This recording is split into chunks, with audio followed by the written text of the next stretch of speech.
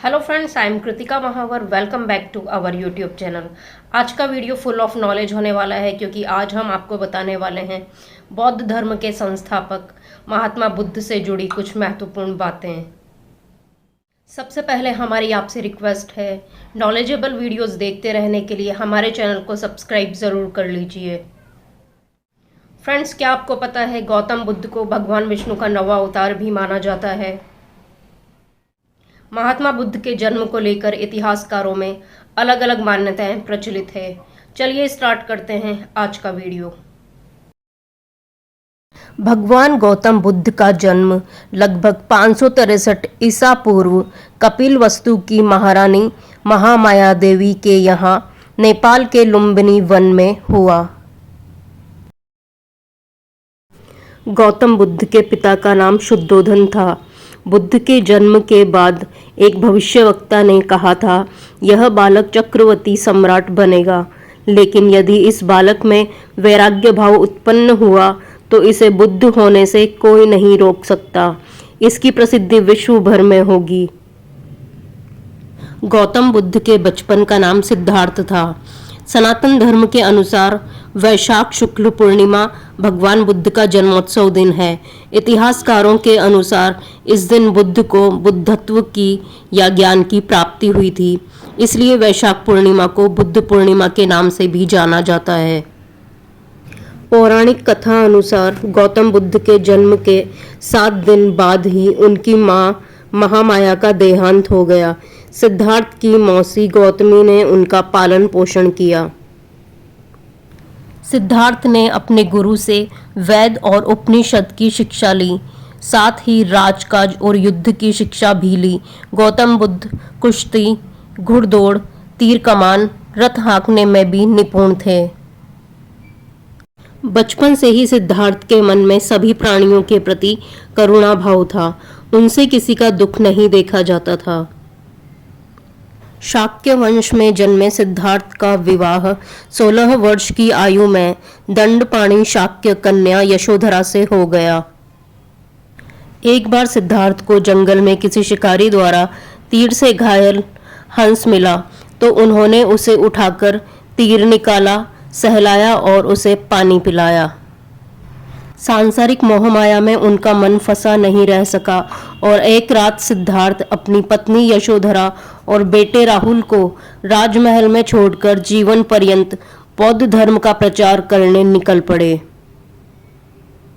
गौतम बुद्ध के अनुसार मनुष्य का दिमाग ही उसका सबसे बड़ा दोस्त और सबसे बड़ा दुश्मन है। गौतम बुद्ध के अनुसार 3 चीजें कभी नहीं छिप सकती, सूर्य, चंद्रमा और सत्य। गौतम बुद्ध के अनुसार शांति हमारे अंदर ही छिपी हुई है, इसे बाहर ढूंढना व्यर्थ है। गौतम बुद्ध के अनुसार घृणा को घृणा से खत्म नहीं किया जा सकता, बल्कि इसे प्रेम से ही खत्म किया जा सकता है, जो कि एक प्राकृतिक सत्य है। महात्मा बुद्ध के अनुसार जो बीत गया उसमें नहीं उलझना चाहिए और ना ही भविष्य को लेकर ज्यादा चिंतित रहना चाहिए, बल्कि हमें वर्तमान में ही जीना चाहिए। यही खुशी से जीने का रास्ता है। भगवान गौतम बुद्ध के अनुसार दूसरों पर निर्भर रहने के बजाय अपना काम खुद करना चाहिए। अच्छा स्वास्थ्य ही सबसे बड़ा उपहार है, संतोष होना सबसे बड़ा धन है और वफादारी सबसे बड़ा संबंध है। महात्मा गौतम बुद्ध के अनुसार जो ईर्ष्या और जलन की आग में तपते रहते हैं उन्हें कभी भी शांति और सच्चा सुख प्राप्त नहीं हो सकता। अपना रास्ता हमें खुद ही बनाना होता है, क्योंकि इस दुनिया में हम अकेले आए हैं और अकेले ही जाना पड़ेगा। तो ऐसे में हमारी किस्मत भी खुद से ही बनाते हैं। सिद्धार्थ को अपने जीवन में कुछ ऐसे अनुभव हुए जिससे उनमें वैराग्य उत्पन्न हुआ। राजपाट छोड़कर वे ज्ञान की खोज में निकल पड़े। सिद्धार्थ गौतम ने चिंतन, मनन और कठोर साधना से बोध गया बिहार बोधि वृक्ष के नीचे तत्व ज्ञान और महाज्ञान प्राप्त किया और महात्मा बुद्ध बन गए। महात्मा बुद्ध ने बौद्ध धर्म की स्थापना की और जीवन भर धर्म का प्रचार करते रहे।